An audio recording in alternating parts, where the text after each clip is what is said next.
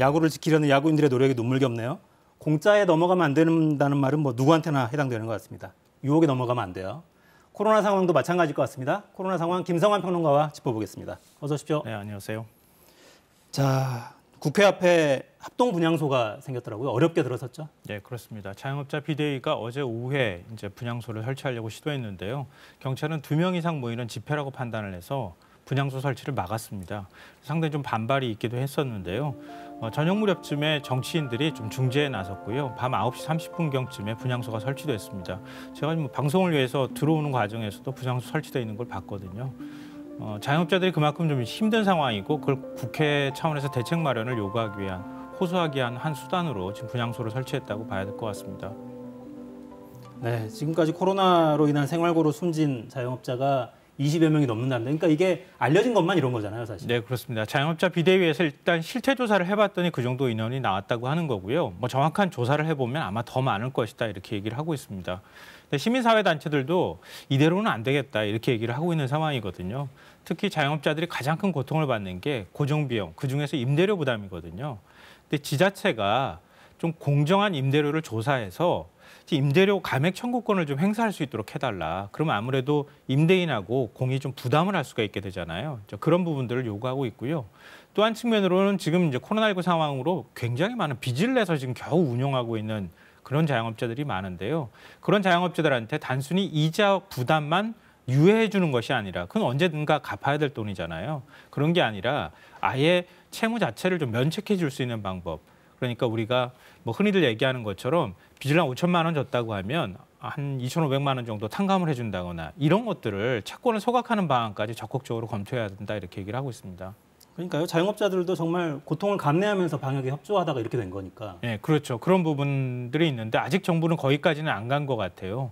그러니까 그런 부분에 대해서 이게 지금 사회적으로 공이 책임을 분산해야 하는 과정이 좀 필요한 거 아니겠습니까? 물론 이제 뭐 비정규직, 일용직 이런 부분들도 굉장히 많은 고통을 감수하고 있긴 하지만 자영업자들도 그런 면에서 고통 감수한 만큼 사회적인 대책을 마련해 줘야 할 필요가 있다는 거죠. 네. 재정 건전성 이야기만 계속 하진 않았으면 좋겠습니다. 정부에서도. 오늘도 신규 확진자가 2,000명이 넘었네요. 수도권 밖으로 계속 퍼질까 봐 좀 걱정입니다.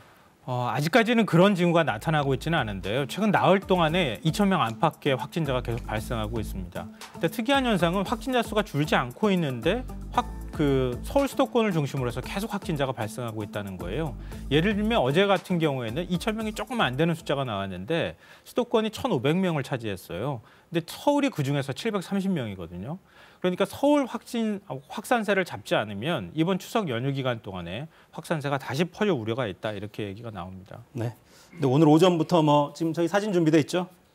공항, 고속도로 벌써 이동하는 인파가 시작이 됐어요. 네, 고속도로 정체는 이미 시작이 됐고요. 그다음에 공항도 많은 사람들로 북적이고 있다 이런 소식이 전해지고 있습니다. 그러니까 정부는 오늘부터 연휴 마지막 날인 22일까지 3,200만 명이 이동할 것으로 지금 보고 있는데요. 이 지난해 추석보다 한 3.5%가량 좀 늘어난 수치입니다.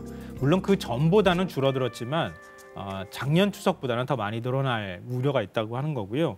이번 추석은 또 철도나 이런 대중교통 이용객들이 상대적으로 적고 승용차를 이용하는 이동객들이 한 94% 정도를 차지한다는 겁니다. 그러니까 이동 과정에서 사람 간 접촉이 있을 가능성, 이 부분을 좀 걱정하고 있는 상황입니다. 네. 정부는 다시 한번 방역수칙 준수를 당부했습니다. 들어보겠습니다. 수도권 확진자가 연일 80%에 육박하는 상황에서 명절 때 이동으로 인해 비수도권으로의 풍선 효과가 현실화되지 않을까 걱정이 됩니다. 언제 어디서든지 몸에 이상이 느껴지시면 가까운 보건소, 휴게소, 역터미널 등에 설치된 코로나 검사소를 찾아주시기를 요청드립니다. 최소한의 인원으로 짧은 시간 동안 머물러 주시고 실내, 실외를 막론하고 반드시 마스크는 꼭 착용해 주시기 바랍니다. 네, 명절, 연휴, 휴가철 앞두고는 저희가 계속 이런 이야기를 하고 있는데 네. 방역수칙 이야기 다시 한번 좀 정리해 주셔야 될 것 같네요. 일단 이제 고속도로에 내에서 방역수칙 잘 지키시는 게 중요할 것 같아요. 버스 이동객까지 합하면 97%가 아마 고속도로를 이용할 것으로 추정이 되고 있거든요. 그러면 고속도로 휴게소 안 들릴 수가 없잖아요. 더군다나 이번에는 아마 차량 정체가 더 극심할 것이다 이런 전망이 나오고 있거든요. 근데 고속도로 휴게소 내에서 취식은 일단 금지돼 있습니다. 그러니까 매장에서 사가지고 차량에 가서 드시는 것만 가능하다고 생각하시면 되고요. 휴게소 내부에서도 사람 간 접촉을 가급적 피할 수 있도록 동선을 분리하는 일을 한다고 하고요. 주요 휴게소 9곳에 임시 선별 검사소도 운영하고 있으니까 제가 볼 땐 제일 좋은 방법은요. 고향 가시는 과정이든 아니면 가시기 전이라도 몸에 좀 이상한 그 기분이 느껴지신다고 하면은 가시지 말던가 아니면 고속도로 휴게소에서 검사를 한번 해보시는 것. 이게 굉장히 중요할 것 같습니다. 그러니까 휴게소에도 임시선별검사소가 운영이 되니까요? 네, 9곳에서 운영이 되고 있으니까요. 주로 고속도로 중요한 지점에는 운영하고 있으니까 거기에 들리셔서 한번 검사 받아보시는 것도 좋을 것 같습니다. 네, 그러니까 고향에 가시거나 여행 가시는 길에 네. 어느 휴게소에 검사소가 있는지도 한번 체크를 미리 해두시는 것도 방법이겠습니다.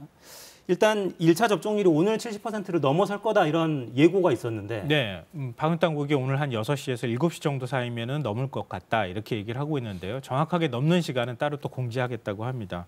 1차 접종률이 70%가 넘는 나라가 전 세계에서 그렇게 많지는 않아요. 그러니까 싱가포르나 이탈리아 그리고 프랑스나 영국 정도 이렇게 있거든요.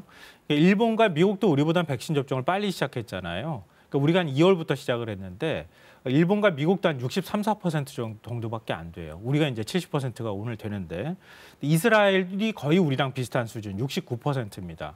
근데 이 70%라고 하는 숫자가 왜 중요하냐면은 2차 접종을 위한 일종의 이제 선행 지표 같은 거라고 볼 수 있어요. 그러니까 백신 접종 맞으신 분들은 아시겠지만 이 백신 접종 1차 맞으면은 2차 언제 접종 어느 장소에서 몇 시에 접종하는 것까지 다 나오거든요.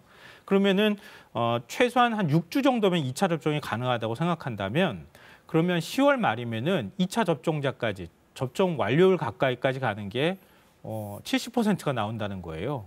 그럼 전 세계에서 거의 최고 수준의 접종 완료율을 기록할 수 있다는 거죠. 야, 우리의 빨리빨리가 자랑스러운 날도 있네요.